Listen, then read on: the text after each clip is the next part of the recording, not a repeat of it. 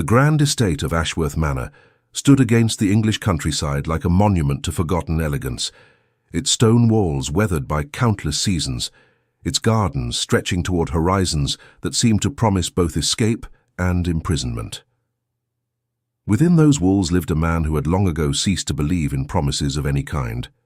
Duke Arthur Ashworth moved through the corridors of his ancestral home like a ghost haunting his own life. At 40 years of age, he possessed the bearing of a man who had seen too much and felt too little, his handsome features arranged in an expression of permanent distance. The servants whispered that he had not smiled genuinely in 15 years, not since that terrible morning when his bride had failed to appear at the chapel, choosing instead to run away with a cavalry officer whose charm had eclipsed whatever affection she had pretended to hold for Arthur. The scandal had reverberated through society with the force of thunder. Some pitied him, others whispered that perhaps he had been too cold, too remote, too consumed with duty to truly win a woman's heart. Arthur had heard the whispers and had chosen to prove them right. If the world believed him incapable of love, then incapable he would be. He closed the chambers of his heart with locks forged from pride and pain, and he threw away the keys into depths he had no intention of ever exploring again. His mother, the Dowager Duchess Eleanor, had watched her son's transformation with quiet desperation.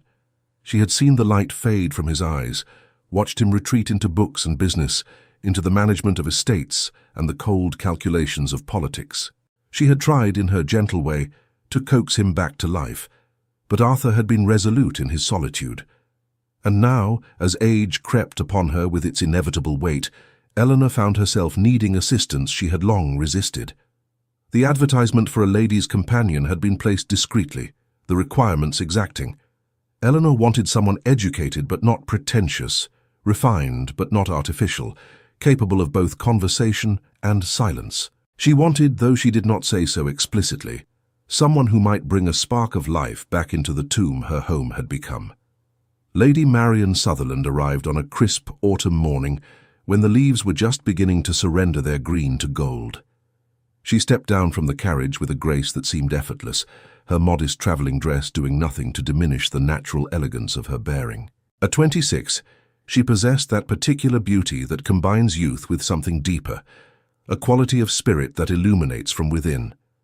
Her eyes, a remarkable shade of grey that shifted like storm clouds, took in the imposing facade of Ashworth Manor with neither intimidation nor presumption, merely quiet appreciation. The butler, Harrison, a man whose service to the Ashworth family spanned 4 decades, found himself momentarily arrested by her smile as he welcomed her. It was not a smile calculated to charm or manipulate, but rather one that suggested genuine warmth, a natural kindness that seemed to radiate without effort. Harrison, who prided himself on his imperviousness to the parade of visitors who passed through the manor's doors, felt something shift in his carefully maintained professional demeanour. "Welcome to Ashworth Manor, Lady Marian," he said, his formal tone softening almost imperceptibly. "The Dowager Duchess is expecting you." Marian's circumstances, though she carried herself with dignity, were humbler than her title might suggest. She was the daughter of a baron whose estate had been lost to unfortunate investments and whose death had left his family with little beyond their name and their pride. Marian had chosen service over charity, preferring the honest work of companionship to the degrading dependency on distant relatives. She had come to Ashworth Manor with no expectations beyond doing her duty well and maintaining the independence that mattered more to her than any social pretension. The Dowager Duchess received her in the morning room, a space flooded with light from tall windows that overlooked the eastern gardens. Eleanor Ashworth, despite her years and declining health, possessed a keen intelligence that missed very little. She studied the young woman before her with eyes that had spent a lifetime reading character, and what she saw pleased her immensely. "My dear," Eleanor said, her voice carrying the refined accent of her generation, "I hope you will find your situation here agreeable. I am not a demanding mistress, though I confess I value good conversation and am dreadfully impatient with insincerity." Marian's response was immediate and genuine. "Your Grace, I believe sincerity is the only currency worth trading in human relationships. I would not know how to offer you anything less." Eleanor smiled, a true smile that reached her eyes. Then we shall deal beautifully together. Come, sit beside me and tell me something true about yourself. Not the practiced responses you prepared for this interview, but something real. It was an unusual request, one that might have flustered a less genuine person, but Marian seemed to consider it seriously before speaking. I love gardens, Your Grace. Not the formal kind that exist merely to display wealth, but the kind where things grow a bit wild, where roses climb over stone walls and herbs spread their fragrance without permission. I think there is something honest about a garden that is allowed to be a little untamed. Eleanor's eyes brightened with unmistakable pleasure. My son maintains that the gardens must be kept in perfect order, every hedge trimmed to geometric precision, every flower bed arranged according to some incomprehensible scheme his groundskeeper devised. I have often thought it a pity to force such rigid control on living things. Perhaps you will be an ally in my quiet rebellion. And so Marian's life at Ashworth Manor began. Her duties were neither onerous nor trivial. She read aloud to the Dowager Duchess, whose eyes tired easily. She accompanied her on gentle walks through the house, and weather permitting through the gardens. She wrote letters at Eleanor's dictation, managed the household correspondence that the Duchess still insisted on maintaining, and provided the companionship of intelligent conversation that Eleanor had missed more than she had realized. But it was in her free hours that Marian revealed the truest part of herself. She had negotiated as part of her position access to a small section of the garden that had been allowed to fall into neglect. It was tucked away behind the conservatory, shielded from the formal lawns by a high hedge of yew. The head gardener, a taciturn man named Thomas, had shown her the space with evident skepticism. "Nothing's been done with it for years, my lady," he had said, his tone suggesting she would soon abandon the project. "The soil's probably exhausted." Marian had knelt and run her fingers through the earth, finding it rich and dark beneath the surface weeds. "Soil is rarely exhausted, Thomas. It merely needs attention and patience. Rather like people, I suspect." She began her work on the garden immediately, spending her afternoon hours with her hands in the dirt, her modest work dresses protected by an old apron she had found in the servants' quarters. She planted herbs first, rosemary and thyme and lavender, creating borders that would eventually frame the space. Then came the roses, varieties she had carefully selected from the greenhouse stock that Thomas grudgingly admitted no one had ordered. It was during one of these afternoon sessions, perhaps 3 weeks after her arrival, that Duke Arthur first truly noticed her. He had been crossing the grounds, returning from a morning spent with his steward reviewing tenant concerns, his mind occupied with drainage systems and crop rotations and all the practical matters that filled his carefully controlled existence. A flash of color in his peripheral vision made him glance toward the forgotten corner of the garden, and he stopped abruptly. A young woman knelt among the newly turned earth, her dark hair escaping from its pins, her face tilted toward the sun with an expression of such complete contentment that it seemed to belong to another world entirely. She was humming something, a melody he could not quite identify, and her hands moved through the soil with the tenderness one might use to touch something precious. For a moment, Arthur found himself unable to look away, transfixed by the simple beauty of the scene, by the uncomplicated joy radiating from this person who seemed to exist in a state of grace he had forgotten was possible. Then she looked up, her eyes meeting his across the distance, and smiled.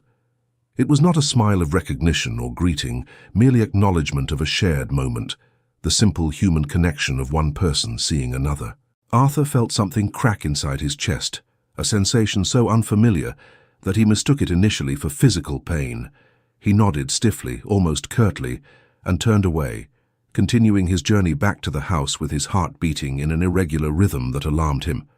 Harrison, observing his master's return from his station in the entrance hall, noted the unusual color in the Duke's face and the distracted quality of his gaze. The butler said nothing, but he filed the observation away with the particular attention he paid to anything that might herald change in a household that had remained static for far too long. That evening, Arthur found himself asking his mother, with studied casualness, about her new companion. Eleanor, who had been waiting for this question with barely contained anticipation, kept her expression neutral as she responded. "Lady Marian? She is quite wonderful, Arthur. intelligent without being tedious about it, kind without being weak, and possessed of a remarkable ability to make one forget she is performing a service at all. I feel as though I have gained a friend rather than employed a companion." Arthur absorbed this information while pretending to study the document before him. "She is young for such a position," he observed. 26, Eleanor confirmed, "though I find her remarkably mature for her years. Life has taught her lessons that many women of her age, protected by wealth and position, never learn. She has known loss and chosen resilience. I admire that greatly." Arthur said nothing more, but that night, alone in his chambers, he found his thoughts returning again and again to the image of the young woman in the garden. Her face turned toward the sun like a flower seeking light. He told himself it was merely the novelty of a new person in the household, that his attention would fade as familiarity bred indifference. He told himself this, but some part of him recognized the lie. The household settled into new rhythms with Marian's presence. The servants, initially wary of change, found themselves warming to her genuine interest in their lives, her lack of pretension, her willingness to acknowledge them as human beings rather than merely functional elements of the domestic machinery. Cook discovered that Marian knew a remarkable amount about herbs and their uses, both culinary and medicinal. The housemaids appreciated her habit of tidying her own rooms, sparing them extra work. Even Thomas, the skeptical gardener, admitted to Harrison that the girl knew what she was about with plants. Eleanor blossomed under the attention of her new companion. The two women developed a routine of morning conversations over tea, afternoon reading, and evening walks when the weather permitted.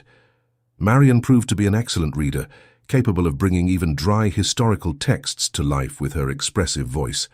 She listened with genuine interest to Eleanor's stories of earlier times, her memories of a society that had vanished, her reflections on a long life that had known both joy and sorrow. It was during one of these conversations that Eleanor first mentioned her son's tragedy, though she did so delicately, unsure how much the younger woman already knew from household gossip. "Arthur was not always as he is now," Eleanor said quietly, her fingers working at the embroidery she kept more for occupation than any real interest. "He was once quite different, lighter somehow, more open to the world." Marian, who had been pouring tea, paused to give the older woman her full attention. "What changed him, if I may ask?" Eleanor's expression grew distant, her eyes focusing on something beyond the walls of the room. A betrayal of the heart. The kind that makes a person question not just another's love, but their own capacity to judge, to trust, to feel. He was engaged to be married, you see, a beautiful girl from an excellent family. Everything seemed perfect. Everything was arranged. And then, on the morning of their wedding, she ran away with another man. The words hung in the air between them, heavy with old pain. Marian felt her heart contract with sympathy for a man she barely knew, imagining the humiliation, the grief, the shattering of a future once thought certain. "How terrible," she said softly, "for everyone involved." Eleanor looked at her with approval. "You see clearly, my dear. Yes, it was terrible for all. For Arthur, obviously, but also for the girl, who I believe acted from panic rather than malice, and who I heard later regretted her choice bitterly. And for me, watching my son transform from someone full of hope into someone who has armored himself against ever feeling anything again." 15 years is a long time to carry such hurt, Marian observed. "Indeed. And I fear he has become comfortable in his isolation. Comfortable may be the wrong word. Perhaps accustomed is better. He has built a life that requires nothing of his heart, and I watch him growing older in a kind of living death. It grieves me more than my own mortality." Marian understood then the real reason for her employment, the hope that perhaps a young woman's presence in the house might somehow thaw the frozen duke. She felt no resentment at this hidden agenda, only a deep compassion for a mother's love and worry. But she also knew her place, knew the vast gulf that separated a duke from his mother's paid companion, and she had no illusions about her role in this household. Yet life, in its mysterious way, seemed determined to place Arthur and Marian in each other's paths. He began to appear in places where she worked, always with some plausible reason. He needed to consult with the head gardener and found her there, discussing the best location for a climbing rose. He was checking on his mother's comfort and arrived during their afternoon reading.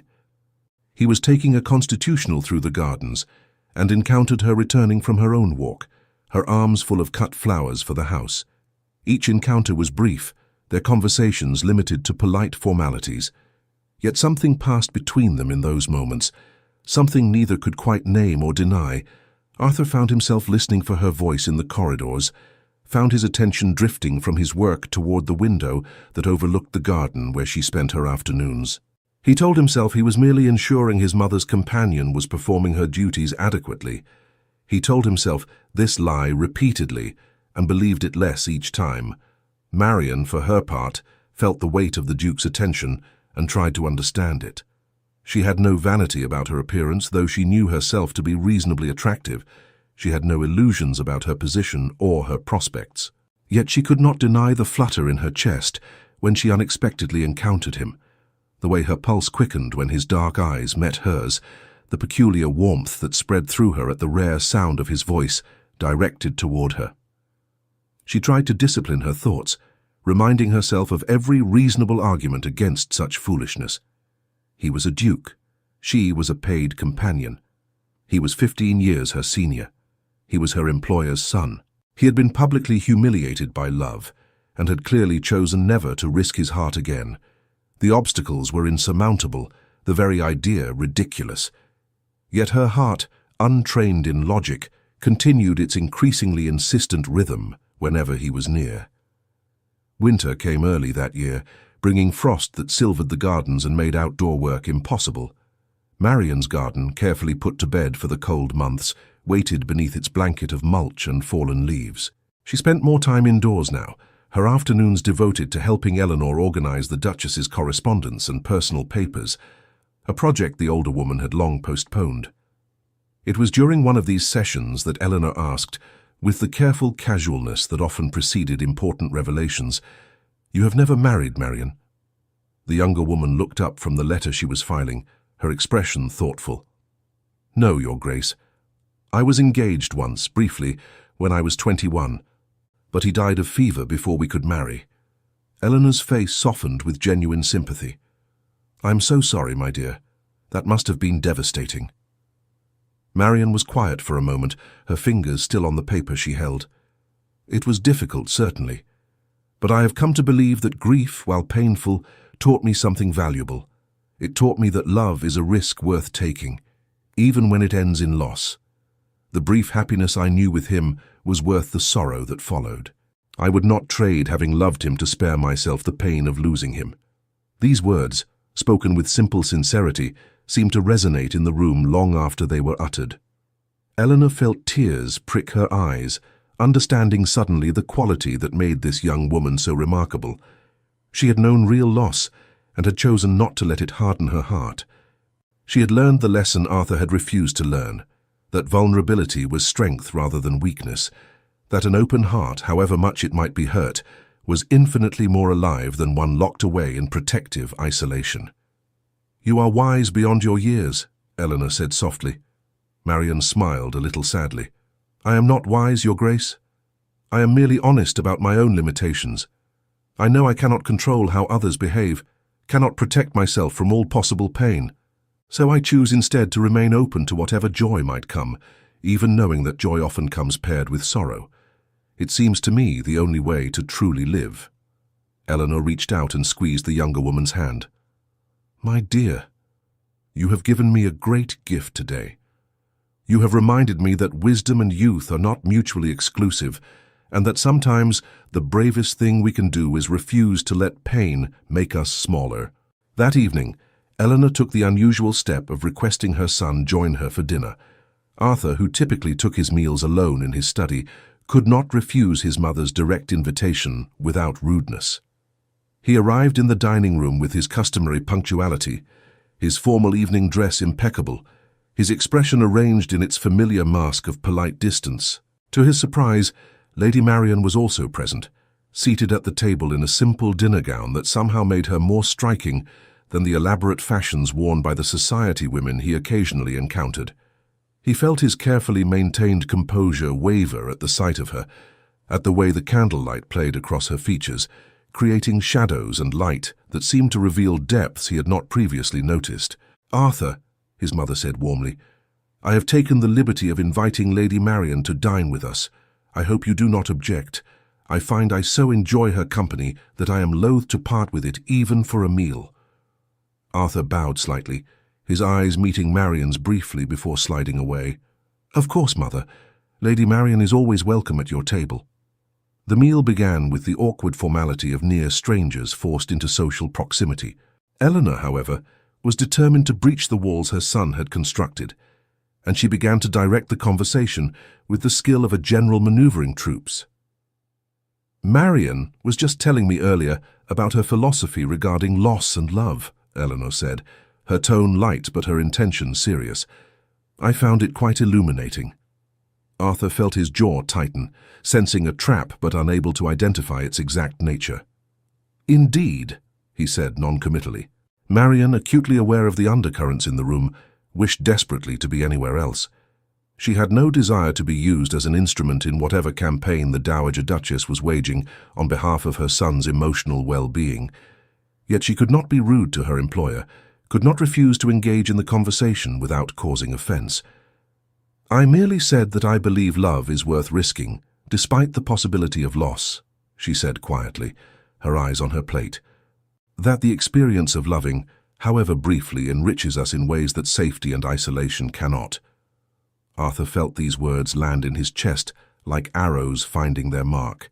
His first instinct was anger, a defensive rage at what he perceived as criticism of his choices, his life, his careful construction of immunity from feeling. But beneath the anger, something else stirred, something he had thought long dead, a whisper that suggested she might be right, that his safety had come at a terrible cost he had refused to calculate. "A romantic philosophy," he said, his voice carrying an edge of coldness, "but perhaps one more easily maintained by those who have not experienced the particular humiliation of being publicly abandoned." The words were cruel, calculated to wound, to create distance, to punish this young woman for the crime of disturbing his carefully maintained equilibrium. He regretted them immediately, seeing the color drain from Marian's face, the quick flash of hurt in her eyes before she lowered them to her lap. Eleanor's voice, when she spoke, carried a sharpness Arthur had rarely heard. "That was unworthy of you, Arthur. Lady Marian lost her betrothed to death, a loss that carries its own devastation and humiliation, the knowledge that she will never see him again, never have the chance to build the life they planned. Yet she has chosen to honor that love by remaining open to life rather than closing herself off from it. I suggest there is more courage in that choice than in hiding from risk." The silence that followed was excruciating. Arthur felt shame wash over him, hot and uncomfortable. Recognizing the truth in his mother's rebuke, he had lashed out like a wounded animal, striking at the very person who least deserved his venom. He looked at Marian, who sat very still, her hands folded in her lap, her face carefully composed. "Lady Marian," he said, his voice rough with emotion he could not quite suppress, "I apologize. That was inexcusable. You have done nothing to warrant such discourtesy." Marian raised her eyes to his, and in their grey depths he saw not anger or resentment, but something far more devastating: compassion. She looked at him as though she saw not the wealthy duke, not the cold master of the manor, but a wounded man hiding behind walls of his own construction. "Your Grace," she said softly, "no apology is necessary. I understand that pain, when it goes unhealed, can make us speak in ways we do not intend. I take no offense." Her generosity in the face of his cruelty undid something in Arthur. He found himself unable to maintain her gaze, unable to sustain the defensive posture that had served him for so long.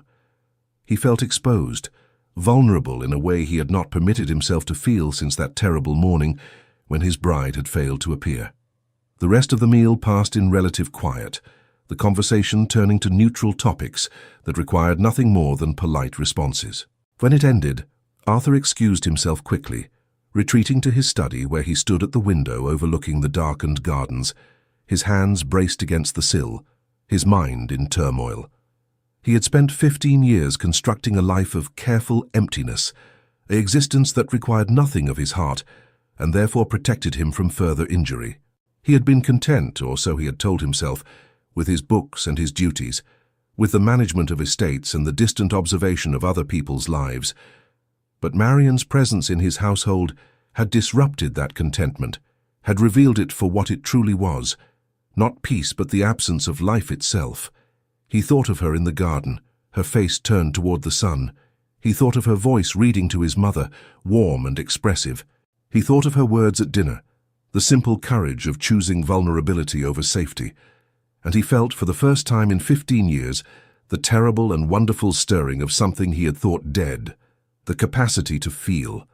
The realization terrified him. To feel again meant to risk again, to expose himself to possible pain, to acknowledge that his armor had never really protected him, but had merely prevented him from living. Yet the alternative, continuing as he had been, suddenly seemed unbearable. Marian had shown him, without intending to, what it looked like to live with an open heart, and he found he could no longer pretend he didn't want that for himself. Sleep would not come easily that night. Arthur lay in his bed, staring at the canopy above him, and allowed himself to acknowledge the truth he had been avoiding. He was falling in love with Lady Marian Sutherland. The admission brought with it a flood of conflicting emotions, fear and hope and desire and terror, all tangled together in a knot he did not know how to untie. Meanwhile, in her own modest room in another wing of the house, Marian sat by the window and looked out at the moonlit gardens. She too had reached a recognition she could no longer deny. Despite every reasonable objection, despite the impossibility of the situation, despite her determination to remain sensible and pragmatic, she had developed feelings for the Duke that went far beyond what was appropriate or wise. She tried to trace how this had happened, how she had moved from professional distance to this aching awareness of his presence, this quickening of her pulse when he was near, this overwhelming desire to reach through his defenses and touch the wounded man she sensed beneath the cold exterior. But feelings, she had learned, rarely followed logical paths. They simply arrived, uninvited and undeniable, and one had to decide how to respond to them. Marian knew what she should do. She should request a transfer to another household, should remove herself from a situation that could only lead to pain for everyone involved. A duke did not fall in love with his mother's paid companion. Such things did not happen outside of novels, and even if by some miracle he did develop feelings for her, the scandal, the social impossibility, the damage to both their reputations would be immense. Yet even as she catalogued all the rational reasons to flee, she knew she would not. She would stay because Eleanor needed her, because she had given her word, because she was not in the habit of running from difficult situations. And perhaps, though she barely admitted this even to herself, because some small, irrational part of her hoped that the impossible might somehow become possible. The following days brought a subtle shift in the household's atmosphere. Arthur began to appear more frequently in the common areas of the house, abandoning his usual isolation. He would join his mother for tea, arriving when he knew Marian would be present. He would walk the corridors at times when he might reasonably encounter her. He began, in small and tentative ways, to seek her presence without quite acknowledging he was doing so. Harrison observed these changes with the quiet satisfaction of a man who had served the family long enough to understand what they meant. He began to ensure that the paths of the Duke and Lady Marian crossed more often, arranging small coincidences that brought them into proximity. Cook, informed of these developments through the mysterious communication network that exists below stairs in every great house, began to prepare meals that required Marian to be present at more dinners. Eleanor, recognizing the delicate nature of what was developing, tried to create opportunities for her son and her companion to interact while being careful not to push so hard that Arthur's defenses would re-erect themselves. She encouraged Arthur to share his knowledge of the estate's history with Marian, suggesting that the young woman's genuine interest in such matters deserved to be cultivated. She requested that Arthur take them both on a tour of the portrait gallery, knowing that the stories behind those painted faces might reveal something of himself to a woman who was learning to read the man beneath the title. It was during this tour that something shifted between them. Arthur, explaining the history of his family through the generations of faces staring down from the walls, found himself speaking with more animation than he had in years. Marian listened with complete attention, asking intelligent questions that demonstrated her genuine interest. When they reached the portrait of Arthur's father, the previous duke who had died when Arthur was barely 18, she studied it carefully before turning to Arthur. "You have his eyes," she said softly, "but yours carry more sadness. I hope you will not think me impertinent for saying so, but I believe your father would not wish for you to bear that sadness forever." Arthur felt something crack in his chest, a fissure in the wall he had built so carefully. "You speak as though you knew him," he said, his voice rougher than he intended. "I did not," Marian replied, still looking at the portrait. "But I know something of fathers and daughters, and I have to believe that fathers and sons are not so different. My own father, despite his failures, wanted happiness for me more than anything. I think that is the nature of parental love. It wants joy for its children, not perpetual mourning." Eleanor, who had been observing this exchange with barely concealed emotion, spoke gently. "Your father would indeed be grieved to see how you have lived these past years, Arthur. He believed in love, in joy, in the full experience of life. He would want that for you." Arthur turned away from them both, ostensibly to examine another portrait, but really to hide the emotion that threatened to overwhelm him. He felt as though layers of protection were being stripped away, leaving him exposed and raw. It was uncomfortable, even painful, but it was also, he realized with surprise, necessary. He had been dead for 15 years, and these two women were insisting he return to life. That evening, unable to sleep once again, Arthur found himself walking the corridors of his home in the dark hours before dawn. He had not intended to go to the conservatory, but his feet seemed to carry him there of their own accord. He was surprised to find lamplight glowing softly within, and more surprised still to find Marian there, seated on a bench among the sleeping plants, a book open in her lap. She looked up at his entrance, startled, her hand moving instinctively to her throat. She was wearing a simple dressing gown, her hair loose around her shoulders, and Arthur felt his breath catch at the sight of her, at the unguarded beauty of her in this private moment. "Your Grace," she said, starting to rise. "I apologize. I did not think anyone would be here at this hour." "Please," he said quickly, "do not apologize. I am the intruder. I could not sleep and was walking. I did not mean to disturb you." She settled back onto the bench, her eyes uncertain. "I often come here when I cannot sleep. The conservatory feels like a garden even in winter. I hope you do not object." Arthur moved closer, drawn despite his better judgment. "I do not object. May I join you?" The question hung between them, freighted with meaning beyond its simple words. Marian knew she should refuse, should maintain the proper distance, should protect them both from this dangerous proximity. But she found herself nodding, moving slightly to make room on the bench. Arthur sat, carefully maintaining a respectable distance, though he was acutely aware of her presence beside him, of the faint scent of lavender that seemed to cling to her, of the way the lamplight caught in her hair. For a long moment, neither spoke, the silence between them heavy with things unsaid. "I have been thinking about what you said," Arthur began, his voice low, "about love being worth the risk. I confess I've spent many years believing the opposite, that safety was preferable to the possibility of pain." Marian turned to look at him, her grey eyes luminous in the lamplight. "And now?" she asked softly. "Now," he said, meeting her gaze, "I am no longer certain. You have disrupted my certainty, Lady Marian. You have made me question choices I thought permanent, beliefs I thought unshakable. I have done nothing, Your Grace, except be myself. If that has caused you discomfort, I am sorry." Arthur almost smiled, a real smile that would have stunned anyone who knew him. "Do not apologize for being yourself. That is precisely what has undone me. Your authenticity, your genuine joy, your refusal to hide from life despite having known loss. You have shown me what I have sacrificed in my pursuit of invulnerability."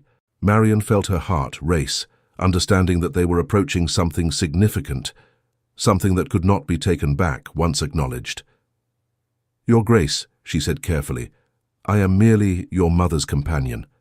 Whatever you see in me is surely an illusion, created by proximity, and perhaps by your own desire to feel again. I am not special. I am not remarkable.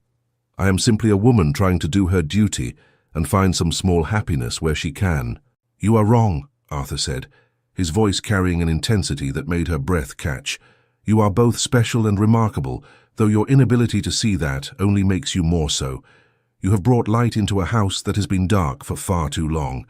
You have brought life where there was only existence, and you have made me feel things I thought I would never feel again."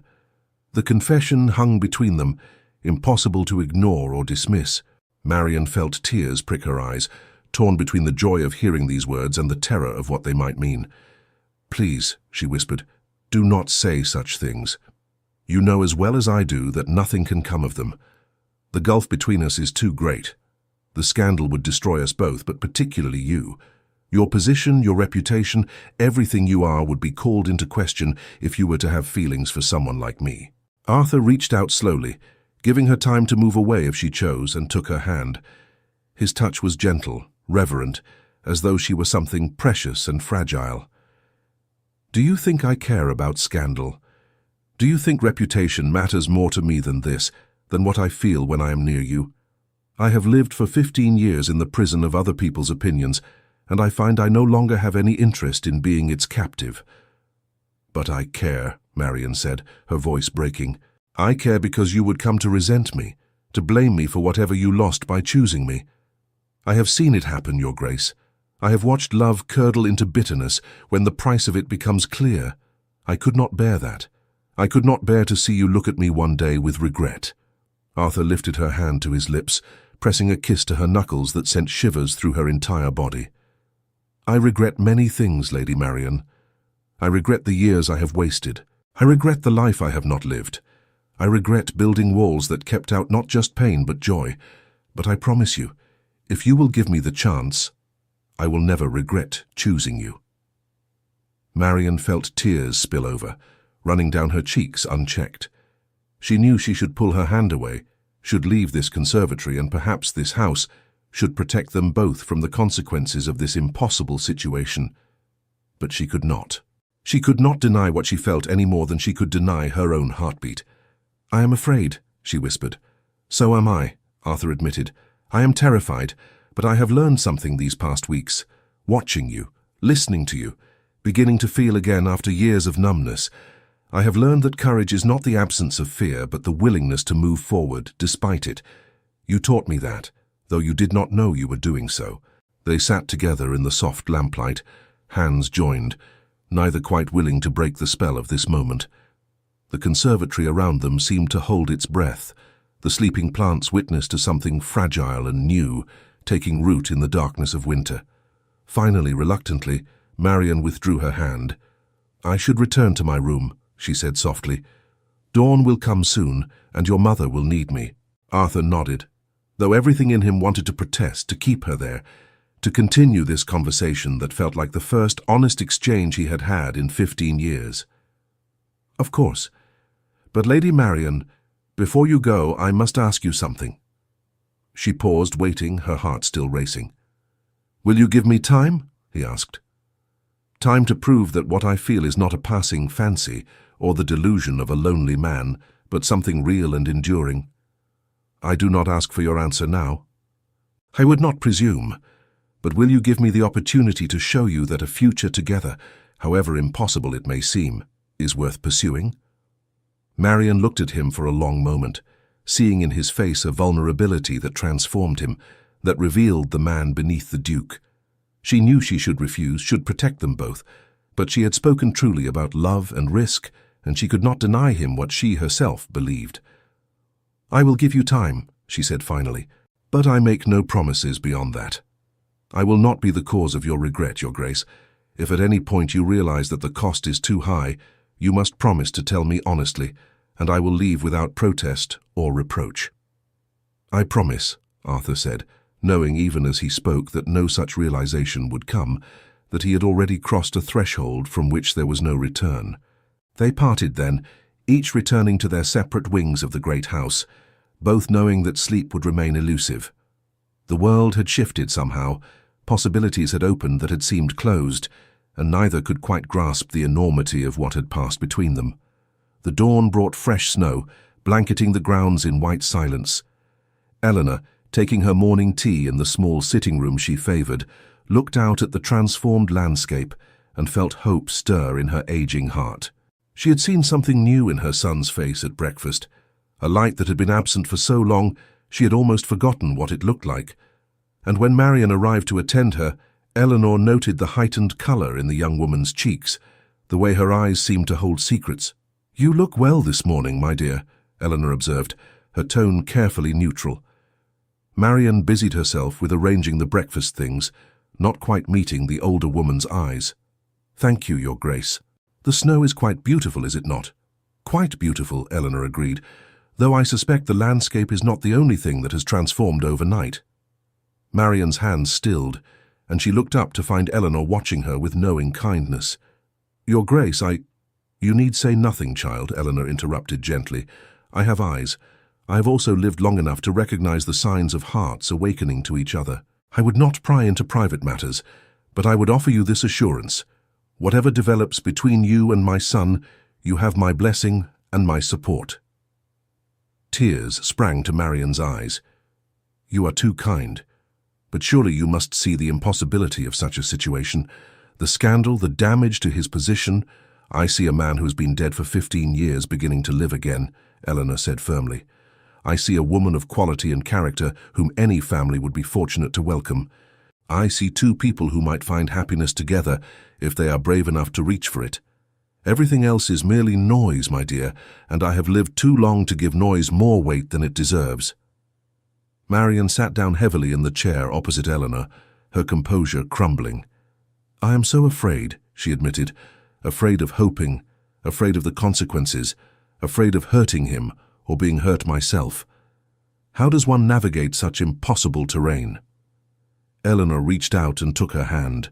"One step at a time, with honesty and courage. You have both in abundance, Marian. Trust them, trust yourself, and yes, there will be challenges. Society can be cruel and small-minded. But I have learned something in my long life. The opinion of society matters far less than the substance of one's own character and the quality of one's relationships. Those who truly matter will understand. Those who do not understand do not truly matter." These words, spoken with the authority of age and experience, gave Marian a measure of comfort. She squeezed Eleanor's hand gratefully, feeling blessed by this woman's wisdom and unexpected support. Arthur, meanwhile, had made a decision that would have shocked anyone who knew him. After breakfast, he summoned Harrison to his study and gave the butler instructions that made the older man's eyes widen with surprise and pleasure. "I want you to make arrangements," Arthur said, his voice carrying a determination Harrison had not heard in years. "A dinner party, small and intimate, just our closest friends and neighbors. I realize the timing is unusual, given that we are in the depths of winter, but I find I have a particular reason for wanting to gather people around us." Harrison, who understood perfectly what his master intended, bowed deeply. "It shall be done, Your Grace." "Might I say how pleased I am to undertake this commission?" Arthur almost smiled. "You may say it, Harrison, though I suspect you already have." The preparations began immediately. Invitations were sent to a carefully selected group of people, those whom Arthur knew to be capable of both discretion and open-mindedness. The house, which had been so quiet for so long, suddenly bustled with activity. Rooms were aired and cleaned, crystal and silver were polished. Cook began planning menus with an enthusiasm that spread through the entire staff. Marian watched these preparations with growing anxiety and curiosity. She asked Eleanor what occasion warranted such effort, but the Duchess merely smiled mysteriously and said that Arthur would explain in his own time. That evening, Arthur requested Marian's presence in the library. She came, her hands folded to hide their trembling, unsure what to expect. He stood by the fire, his expression serious but not cold, and gestured to the chair opposite his own. "Please sit," he said. "I have something I wish to discuss with you." Marian sat, her back straight, her heart pounding. Arthur remained standing for a moment, gathering his thoughts, then took the seat across from her. "I have spent the day considering our situation," he began, "and I have come to several conclusions. First, that I am deeply and irreversibly in love with you. Second, that the obstacles between us, while real, are not insurmountable. Third, that I intend to ask you to be my wife, though I will not do so until I have demonstrated to both you and to society that such a union is not only possible, but proper. Marian felt the air leave her lungs. Your Grace. Arthur, he interrupted gently. Please, when we are alone, call me Arthur. I have heard my title from your lips often enough. I would like to hear my name. Arthur, she repeated, the word feeling both foreign and intimate. You cannot be serious. The difference in our positions is a matter of circumstance, not character, he finished. You are the daughter of a baron. Your family is ancient and honorable. That your father's fortunes failed is a tragedy, not a stain on your worth. You are well-educated, well-mannered, and possess more natural grace than most of the women's society would consider appropriate matches for me. The only real obstacle is perception, and I intend to change that perception. How? Marian asked, her voice barely above a whisper. By ensuring that society sees you as I see you, Arthur explained. I am hosting a dinner party in a fortnight. I would like you to attend, not as my mother's companion, but as an honored guest. I will introduce you properly to our circle, allow them to see your qualities, to understand that you are not merely a paid servant, but a gentlewoman whose circumstances have led her to a particular position. Once they know you, once they see what I see, the path forward becomes clearer. Marian shook her head, overwhelmed. But your mother's companion attending as a guest, that in itself will raise questions, start rumors. Let them question, Arthur said with more firmness than she had ever heard from him. Let them wonder. I am not proposing we announce an engagement immediately. I am proposing we begin to shift how you are perceived, to establish you in society's mind as someone who belongs in our world, rather than merely serving it. My mother will support this, as will those I have invited, who are people of sense and understanding. And if it does not work, Marian asked, if society refuses to accept me, if the scandal becomes too great, Arthur leaned forward, his eyes intense, then we will face that together. But I will not lose you without fighting for you, without doing everything in my power to make a life together possible. I have spent 15 years in cowardice, Marian. I will not spend another day that way. Marian felt tears threaten again, moved beyond words by his determination, his willingness to risk so much. You humble me, she said softly. Your courage shames my doubt.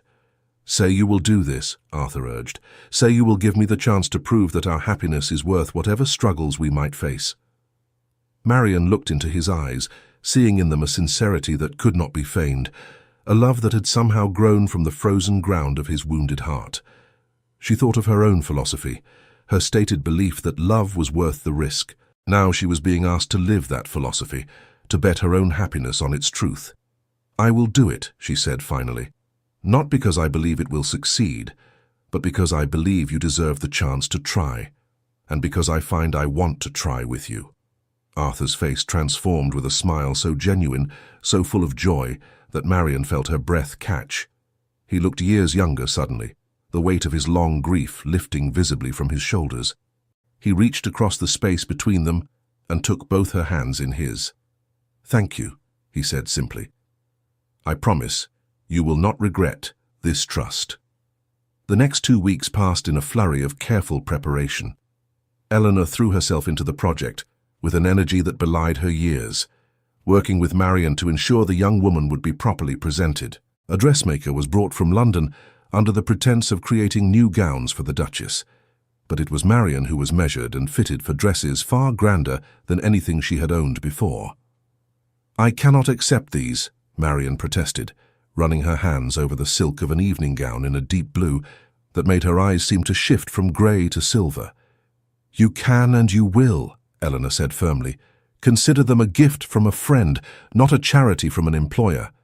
Besides, Arthur has already paid for them, and I think you will find him quite stubborn when his mind is made up. The guests began to arrive on the appointed evening, welcomed into the warm brilliance of Ashworth Manor's grand rooms, which had been brought to glowing life for the occasion. There were perhaps 20 people in total, carefully chosen from among Arthur's oldest friends and most trusted neighbours. Lord and Lady Pemberton, who had known Arthur since childhood, Sir James Whitmore, whose late wife had been Eleanor's dearest friend, the Reverend Thomas Blackwell and his scholarly sister, others of similar quality, people whose judgment Arthur valued and whose discretion he trusted.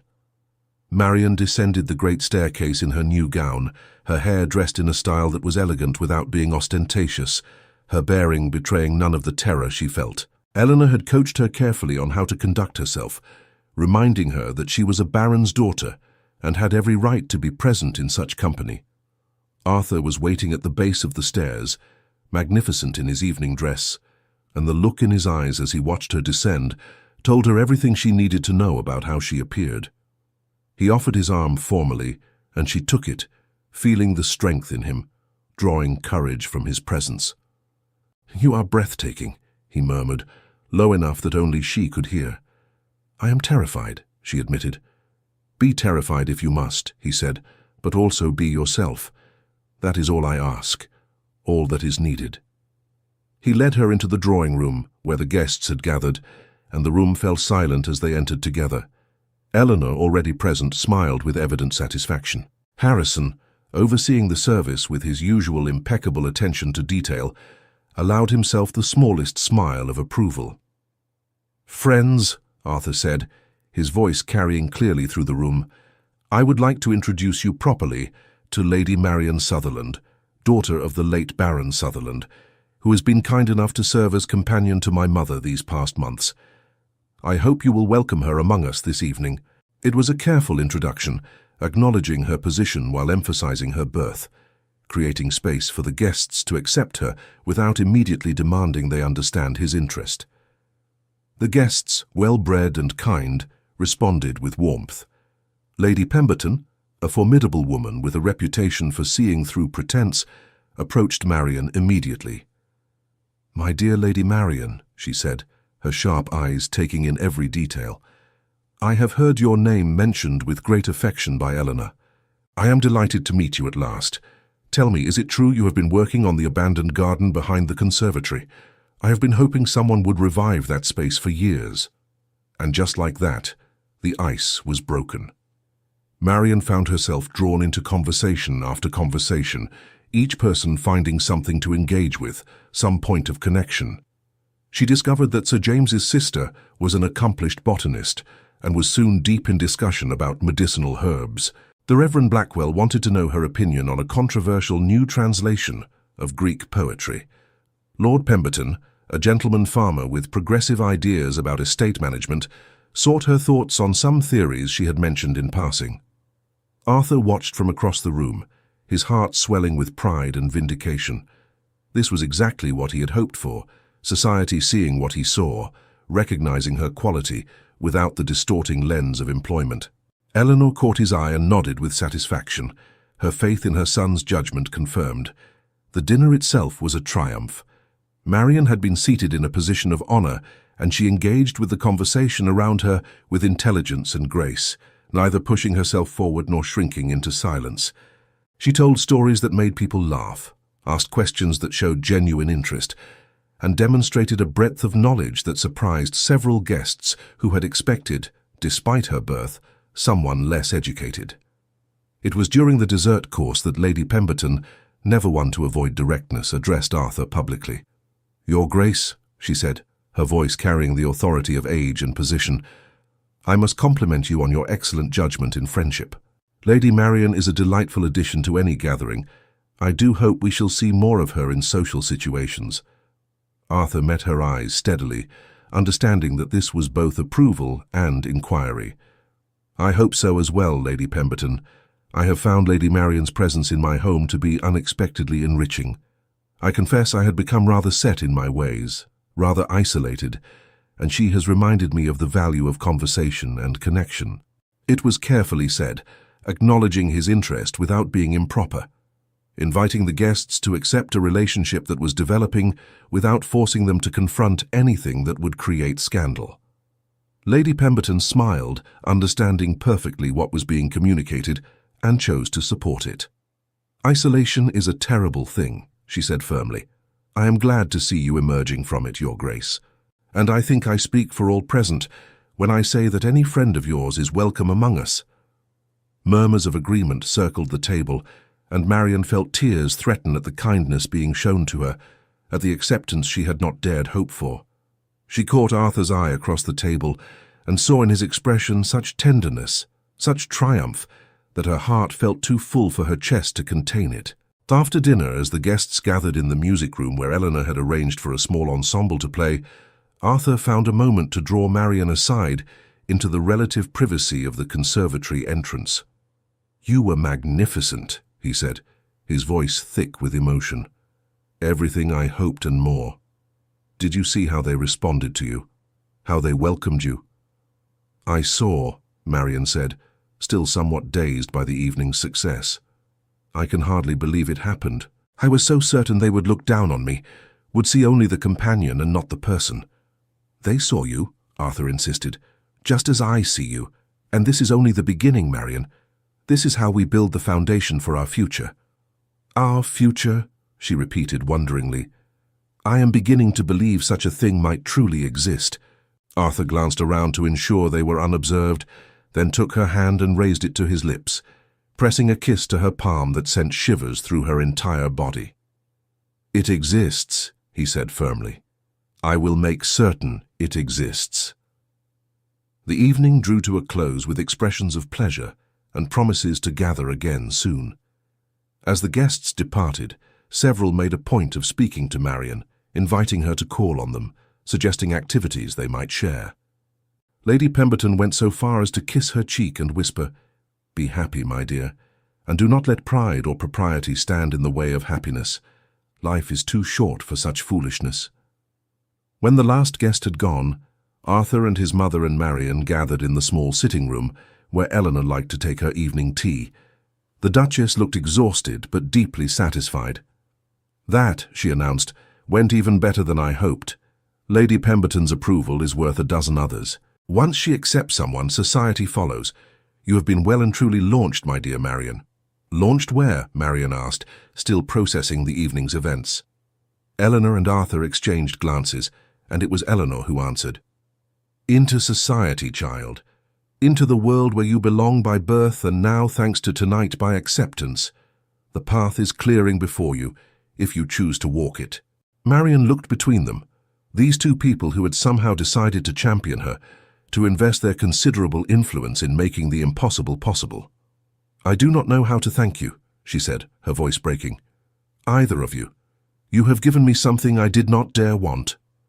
"Thank us by being happy," Arthur said simply. "That is all the gratitude I require." The winter deepened around Ashworth Manor, but within its walls, something like spring was beginning to bloom. Arthur emerged from his isolation like a man waking from a long sleep. He began to accept social invitations again, always ensuring that Marian was included when appropriate. He introduced her to more of his circle, each introduction building on the success of the dinner party, gradually establishing her as someone of consequence rather than merely a paid companion. The transformation in him was remarked upon by everyone who knew him. The coldness that had characterized him for so long had melted away, replaced by a warmth that seemed to radiate from somewhere deep inside. He smiled more readily, laughed at jokes, engaged in conversations with genuine interest rather than mere politeness. It was as though he had been holding his breath for 15 years and had finally remembered how to breathe. Marian continued her duties with Eleanor, but the nature of those duties had shifted subtly. She was less a servant and more a beloved friend who happened to assist with certain tasks. Eleanor delighted in this change, in having not just a companion but a confidant, someone who could share both her sorrows and her joys. It was on a particularly cold evening, when snow fell heavily outside and fires blazed high in every grate, that Arthur asked Marian to walk with him through the portrait gallery. It had become something of a ritual for them, these evening walks through the history of his family, though both of them knew that the portraits were merely an excuse for privacy, for time together, away from even the well-meaning surveillance of servants and family. They walked slowly, arm in arm now in a way that would have been impossible before the dinner party, before society had begun to accept their connection. Arthur pointed out various ancestors, telling stories he had heard as a child, stories that revealed the humanity behind the formal, painted faces. "My great-grandfather was something of a romantic," he said, pausing before a portrait of a handsome man in the dress of an earlier era. He married a woman considered quite unsuitable by his family, the daughter of a country doctor. There was scandal, of course. His father threatened to disinherit him, but he refused to bend, insisted that love mattered more than position, and eventually the family accepted her. By all accounts, they were remarkably happy together. Marian studied the portrait, seeing in the painted eyes a determination that reminded her of Arthur himself. "Did you think of him when you decided to pursue this path with me?" she asked softly. "I thought of many things," Arthur admitted, "but mostly I thought of waking up in another 15 years, another 30 years, and realizing I had let fear rule my life, that I had let you walk away without fighting for what we might have together. That thought was far more terrifying than any scandal." They had reached the end of the gallery, where a large window overlooked the snow-covered gardens. Arthur drew her to stand before it, looking out at the transformed landscape. "Marian," he said, his voice carrying a quality she had not heard before, something formal yet intimate. "I have waited because I wanted to do this properly, wanted to ensure that society would accept you, that you would not suffer for loving me. But I find I cannot wait any longer. I must know your answer." He turned her to face him, taking both her hands in his. In the lamplight, his eyes shone with an intensity that took her breath away. "I love you," he said simply. "I love you with everything in me, with all that I am and all that I hope to be. You have transformed my life, have given me back something I thought lost forever. I am asking you here and now, with no more delays or strategies or careful plans, will you marry me? Will you become my wife, my duchess, my partner in all things?" Marian felt tears stream down her face, all her carefully maintained composure dissolving in the face of this moment. She had known it was coming, had prepared herself for this question, but the reality of it, the weight and beauty and terror of it, overwhelmed her. "What could I possibly offer you?" she whispered, the words echoing those he had quoted to her so long ago. "I am your mother's companion, a woman with no fortune, no great family left to support me. What can I give you that would be worthy of such love?" Arthur smiled, that true smile that transformed his face, and he pulled her closer until barely any space remained between them. "Give me your love," he said, his voice rough with emotion. "That is all I ask. That is all I need. Your love, and the promise that you will walk beside me through whatever comes, that you will let me love you for the rest of my days. Everything else is meaningless compared to that." Marian looked into his eyes and saw her future reflected there, saw all the possibilities she had thought closed to her opening, like flowers reaching toward light. She thought of her own philosophy, her belief in love as a risk worth taking. She thought of his courage in emerging from isolation to reach for happiness. She thought of Eleanor's blessing and society's tentative acceptance and the garden waiting beneath the snow for spring to come. "Yes," she said, her voice steady despite her tears. "Yes, I will marry you. I will love you and walk beside you and try to be worthy of the gift you are offering me." Arthur made a sound somewhere between a laugh and a sob, pulling her fully into his arms, holding her as though she were infinitely precious. "You are already worthy," he said against her hair. "You have always been worthy. It is I who hope to be worthy of you." They stood together in the lamplight, two people who had found each other across the impossible distance of circumstance and fear, who had chosen courage over safety, love over protection. The snow continued to fall outside, blanketing the world in white silence, but inside, in their arms, warmth bloomed like the promise of spring. Eleanor found them there some time later, still standing at the window, and she understood immediately what had passed between them. She said nothing, merely smiled with satisfaction and joy, and withdrew quietly, giving thanks for prayers answered, for a son restored to life, for a future that had seemed impossible made miraculously real.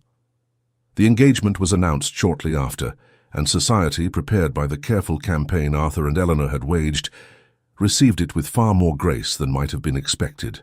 There were whispers, of course, and some disapproval from the most rigid quarters, but the weight of approval from people like Lady Pemberton and others of influence carried the day. Marian was accepted, welcomed even, into a world that might have rejected her had Arthur not been so strategic in his approach. The wedding was planned for spring, when Marian's garden would be in bloom, when the world itself would be celebrating renewal and growth.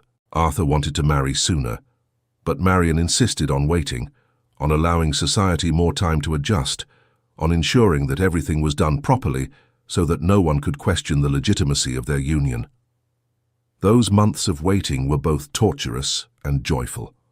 Arthur and Marian were together daily now, no longer needing to hide or excuse their attachment. They walked the grounds planning their future, discussing how they would manage the estates, how they would divide their time between London and Ashworth Manor, how many children they hoped for, and what values they would instill in them. Eleanor watched their happiness with the particular satisfaction of a mother who has seen her child find true joy. She felt her own health begin to fail as winter turned to spring, but she bore it gladly, knowing she had lived long enough to see Arthur saved from the cold isolation that had threatened to consume him entirely. The day of the wedding arrived with sunshine so bright it seemed heaven itself was celebrating. The chapel on the estate grounds, which had been the site of Arthur's great humiliation 15 years before, was transformed by flowers from Marian's garden, by the presence of friends and well-wishers, by the weight of joy that seemed to fill every corner.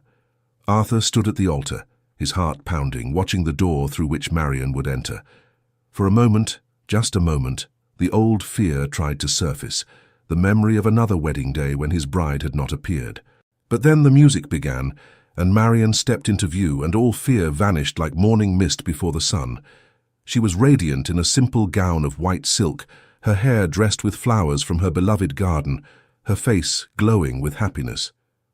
She walked toward him steadily, her eyes locked on his, and in that walk he saw everything he needed to know about her commitment, her courage, her love. When she reached him, when he took her hand in his, Arthur felt something fundamental settle into place, as though his life had finally found its proper orbit. The ceremony proceeded, the ancient words taking on fresh meaning, the promises made with full hearts and voices that did not waver.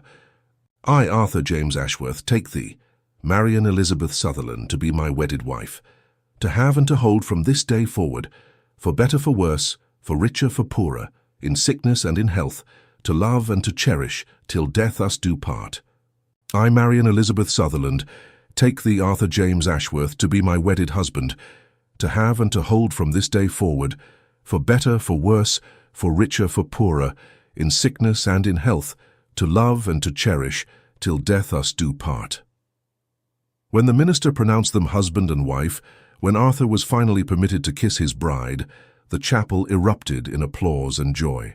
Eleanor wept openly, as did Lady Pemberton and many others. Eleanor wept openly, as did Lady Pemberton and many others who had watched this unlikely romance develop, who had seen two wounded hearts find healing in each other. The celebration that followed was everything a wedding should be. There was music and dancing, feasting and laughter.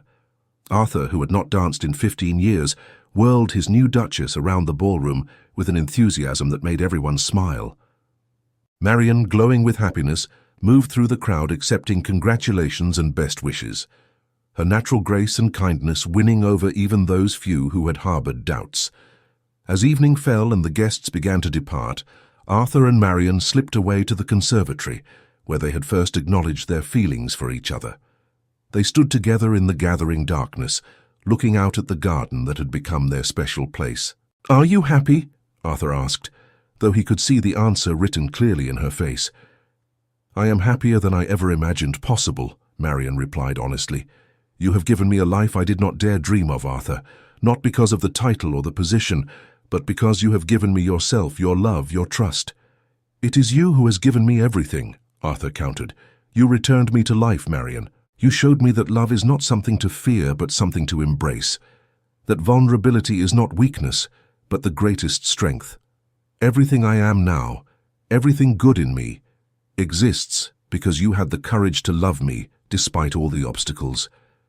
They kissed then, a kiss that held all the promise of their future, all the joy of their present, all the gratitude for the journey that had brought them to this moment. When they finally pulled apart, both were smiling through tears. "Come," Arthur said, offering his arm. "Our life together begins tonight. Let us not waste a moment of it." They walked together through the house that was now fully theirs, up the great staircase, past the portraits of Arthur's ancestors who seemed to smile down with approval. They had fought for this happiness, had risked everything for it, and they had won. Not because the obstacles had disappeared, but because they had found in each other the strength to overcome them. In the years that followed, Arthur and Marian built a life that became legendary in their circle. They divided their time between London and Ashworth Manor, managing the estates with progressive ideas that improved the lives of their tenants. They had children, 3 daughters and 2 sons, each of whom inherited their parents' combination of intelligence and heart. They created a home known for its warmth and welcome, where people from all walks of life were received with genuine hospitality. Marian's garden grew and flourished, becoming famous throughout the county as a place of beauty and serenity. She wrote a book about gardening that became unexpectedly popular, not for its technical information, but for its philosophical reflections on growth and patience and the rewards of tending living things with love. Arthur never returned to the cold isolation that had characterized his earlier years. He remained open and warm, engaged with the world, deeply involved in the lives of his family and community. He became known as a fair and generous landlord, a thoughtful magistrate, a man whose earlier reputation for coldness was replaced by one of wisdom and compassion. Eleanor lived long enough to see her first 3 grandchildren born, to watch her son's transformation become permanent, to know that her hopes had been realized beyond her wildest dreams. She died peacefully in her sleep, surrounded by family, her final words expressing gratitude for a life well lived and a son well loved. As Arthur and Marian grew old together, they never lost the sense of wonder at what they had found, the gratitude for the courage that had allowed them to reach for happiness, despite all the reasons they might have chosen safety instead. They told their story to their children and grandchildren, not as a fairy tale, but as a testament to the power of love to heal old wounds, to overcome obstacles, to transform lives. On their 50th anniversary, surrounded by family and friends in the garden Marian had created, Arthur stood and raised his glass in a toast. His hair was white now, his face marked by the passage of time, but his eyes when they found his wife were as full of love as they had been that long-ago night in the conservatory, when everything had changed. "To my Duchess," he said, his voice carrying across the gathering. 50 years ago I asked her what she could offer me. She believed she had nothing to give but her love. She was wrong, of course. She gave me everything. She gave me life itself, returned to me after years in darkness. She gave me hope and joy and purpose. She gave me children and a home and a reason to wake each morning grateful for another day. But most of all, she gave me herself, and that, as I told her on the night we met, was always enough. It will always be enough. Marian, her own hair silver but her eyes still the remarkable grey that had first captured him, smiled at her husband with all the love of 5 decades together. "And you," she said softly, though everyone leaned in to hear, "you taught me that courage is not the absence of fear, but the willingness to risk everything for what truly matters. You taught me that love is always worth the cost, that happiness is worth fighting for, that 2 people who refuse to give up on each other can overcome anything. You have been my partner, my love, my home. And yes, your love has always been enough. It will always be enough." They kissed then, surrounded by applause and tears and laughter, 2 elderly people who had found each other across impossible distances and who had never, for a single day, regretted the choice they had made to be brave, to be vulnerable, to be alive. Their story became part of the family legend, passed down through generations as both inspiration and instruction. It taught that social position matters less than character, that courage in the face of fear is the truest nobility, that love, when it is genuine and fought for and cherished, can indeed conquer all. And in Marian's garden, which continued to bloom long after both of them had passed, roses climbed the walls in joyous abandon, herbs spread their fragrance without restraint, and everything grew a little wild and entirely beautiful, just as she had always believed a garden should be, just as she had helped a frozen heart learn to grow and bloom again. Dear listeners, thank you so much for joining us on this journey through Arthur and Marian's love story, a tale that began in silence and sorrow and blossomed little by little into a life built on courage, tenderness, and second chances. As you step away from Ashworth Manor, perhaps you carry with you the reminder that it is never too late to open the heart, to risk again, and to believe that joy can be replanted even in soil once marked by loss. May their story inspire you to tend your own inner garden with patience and hope, to choose connection over fear, and to recognize that genuine love, be it romantic, familial, or the simple kindness shared between souls, is always worth the effort it demands. If this narrative touched you, share it with someone who needs to remember that life can begin anew at any season, and stay with us for more stories where hearts heal, bloom, and learn to love again.